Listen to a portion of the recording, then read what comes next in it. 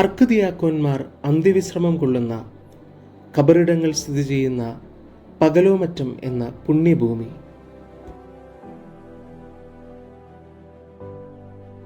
അർക്കദിയാക്കോൻ എന്ന വാക്കിൻ്റെ അർത്ഥം പ്രധാനപ്പെട്ട ശുശ്രൂഷകൻ എന്നാണ്. അവർ പകലോമറ്റം കുടുംബത്തിൽപ്പെട്ട നിത്യബ്രഹ്മചാരികളായ പുരോഹിതന്മാരായിരുന്നു. ജാതിക്ക് കർത്തവ്യൻ, ജാതിക്ക് തലവൻ, ഇന്ത്യ മുഴുവൻ്റെയും കവാടം, വിശ്വാസികളുടെ രാജകുമാരൻ, ജാതിയുടെ പ്രഭു എന്നൊക്കെയാണ് അർക്കദിയാക്കോന്മാരെ വിളിച്ചിരുന്നത്. കേരള സഭയിൽ പ്രധാനപ്പെട്ട സ്ഥാനം അർക്കദിയാക്കോനുണ്ടായിരുന്നു. അർക്കദിയാക്കോന്മാർ സഭയുടെ ഭൗതിക കാര്യങ്ങളുടെ മേൽനോട്ടക്കാരായിരുന്നു. അവർക്ക് ചില രാജകീയ അധികാരങ്ങളും ഉണ്ടായിരുന്നു. ഇന്ത്യ മുഴുവനിലെയും മാർത്തോമാ നസ്രാണികളുടെ മേൽ ഇവർക്ക് അധികാരമുണ്ടായിരുന്നു. മെത്രാപ്പോലീത്ത സ്ഥാനമൊഴിയുമ്പോൾ സഭയെ നയിക്കുന്നതും വൈദികാർത്ഥികളെ തിരഞ്ഞെടുക്കുന്നതും അദ്ദേഹമായിരുന്നു.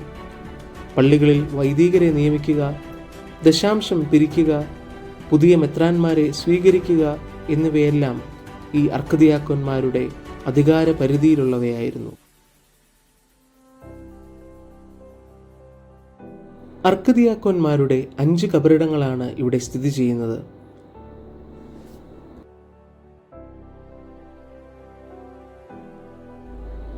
ഈ കല്ലറകളെല്ലാം ഏകദേശം 6 അടി നീളവും 1.25 അടി വീതിയുമുള്ള വെട്ടുകല്ലുകൾ കൊണ്ട് മൂടി വച്ചിരിക്കുന്നു. കല്ലറകളുടെ ഓരോ അറ്റത്തും കുരിശടയാളം കൊത്തിവച്ചിരിക്കുന്നു.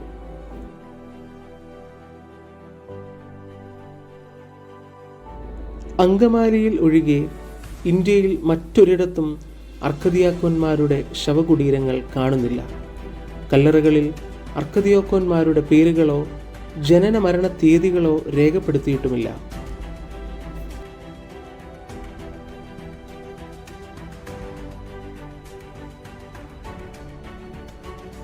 അർക്കദിയാക്കോന്മാർ അന്ത്യവിശ്രമം കൊള്ളുന്ന കബറിടങ്ങൾ സ്ഥിതി ചെയ്യുന്ന പകലോമറ്റം എന്ന പുണ്യഭൂമി നൂറ്റാണ്ടുകളായി എല്ലാ ക്രൈസ്തവ വിഭാഗങ്ങളും നാനാജാതി മതസ്ഥരായ ആളുകളും പരിപാവനമായ ഈ കബറിടം പൂജ്യമായി കരുതി പ്രാർത്ഥനകളും നേർച്ച കാഴ്ചകളും അർക്കദിയാക്കോന്മാരുടെ കബറിടങ്ങളിൽ സമർപ്പിക്കുന്നു.